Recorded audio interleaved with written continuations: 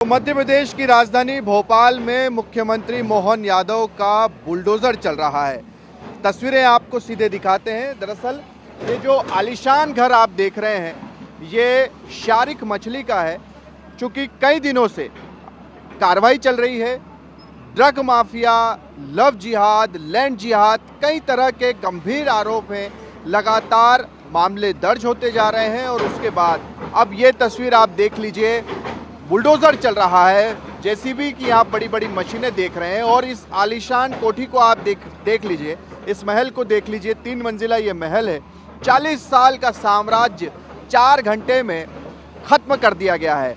दरअसल लंबा कारोबार और कारोबार से भी सरकार को परेशानी नहीं है कि अगर आप लीगल कारोबार करते हैं, मगर यहाँ पर जो चीज़ें देखने को मिली है, सबसे बड़ी आपत्ति अगर किसी बात को लेकर थी तो वो थी लव जिहाद। हिंदू लड़कियों को टारगेट करना, उनके अश्लील वीडियो बनाना और उसके बाद उन्हें ब्लैकमेल करना, यही शिकायतें आई। जिसके बाद जांच पड़ताल की गई और आरोपियों के मोबाइल में से सैकड़ों वीडियोस मिले, अलग अलग लड़कियों के, दर्जनों लड़कियों के साथ इस तरह से चीज़ें की गई।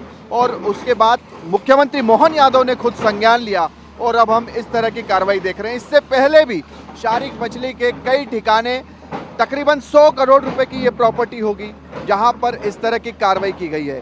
भारी पुलिस बल आज दिन भर तैनात रहा, क्योंकि इस पूरे एरिया की आप बात करेंगे तो यहाँ पर अच्छी खासी आबादी में शारिक मछली के समर्थक भी रहते हैं। मगर यहाँ पर आप देख लीजिए, हाल ही में सुप्रीम कोर्ट ने भी बुलडोजर को लेकर कई तरह की टिप्पणियाँ की थी, मगर सरकार ने बाकायदा शारिक मछली को कई नोटिस थमाए।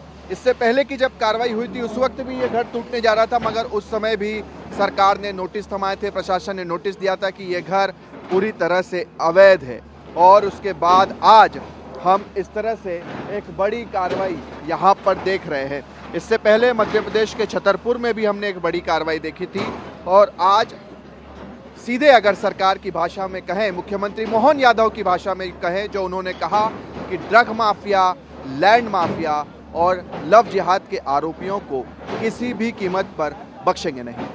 कैमरा पर्सन मुकेश के साथ शुभम गुप्ता, TV9 भारतवर्ष, भोपाल। शारिक मछली के ठिकानों पर कितनी कार्रवाई हुई है, कितनी होनी है, कितना बल तैनात है, क्या कुछ परेशानियां आई, क्या कुछ आरोप थे, सारी जानकारियां खुद पुलिस अधिकारी देंगे। सर, क्या क्या गंभीर आरोप इस आरोपी पर थे और उसके बाद आप लोगों ने कितनी एक तरह से FIR दर्ज की है?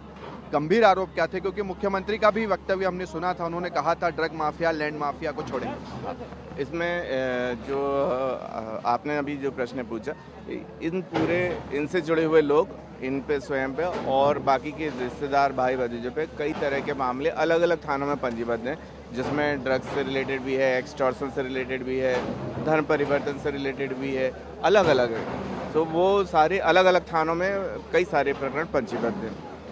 अब जो ये कार्रवाई चल रही है, ये शासकीय भूमि पे जो अतिक्रमण है और जो अवैध रूप से निर्माण कराए गए हैं इनके द्वारा, उस पर कार्रवाई की गई है। पूरी सुनवाई की बात कराई गई है। इनके एडवोकेट्स वगैरह का ये कहना भी था कि ये अवैध है, कार्रवाई अवैध है।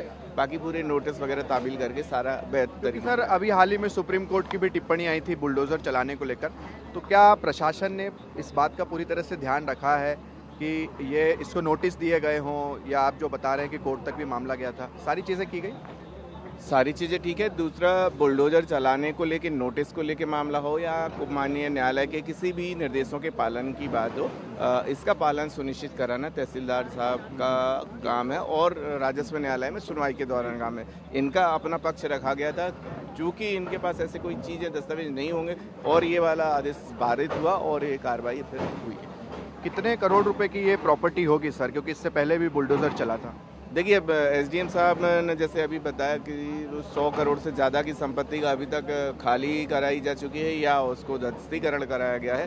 तो ये करीब 1500 स्क्वायर फीट का है और इसका एग्जैक्ट कीमत तो अनुमान लगाना मेरे लिए नहीं संभव है, क्योंकि वो तहसीलदार और राजस्व विभाग के अधिकारियों को द्वारा बताया। कई बार हम देखते हैं कि विरोध भी होने लगता है, कुछ समर्थक भी आ जाते हैं आरोपी के, उसके लिए कितना फोर्स आप लोगों ने लगाया? देखिए, सुबह से कुछ विरोध जैसी स्थितियां थी, कुछ लोग आए थे जो हितबद्ध थे इनके साथ के हो या व्यवसाय में जुड़े हुए हों, पर उनको समझाइश दे दी गई थी। पर्याप्त व्यवस्था लगाई गई है। और करीब 250 का बल यहाँ पे लगा हुआ है अभी की ज़रूरत में, और अभी लॉ एंड ऑर्डर जैसी कोई सिचुएशन नहीं है। यदि कोई ऐसा करता है तो उस पर भी सख्त कार्रवाई की जाएगी। चलिए, तो 250 से ज़्यादा पुलिस बल यहाँ पर मौजूद है और अगर कोई भी व्यवस्था बिगाड़ने की कोशिश करता है तो उस पर भी सख्त कार्रवाई की जाएगी। बहरहाल तमाम तरह के नोटिस दिए गए, जांच पड़ताल की गई, कोई भी कागज़ दस्तावेज इस घर को लेकर आरोपी पेश नहीं कर पाया और आखिरकार उसके बाद ये जो अतिक्रमण का घर था उसे तोड़ा जा रहा है। कैमरा पर्सन मुकेश के साथ शुभम गुप्ता, TV9 भारतवर्ष, भोपाल।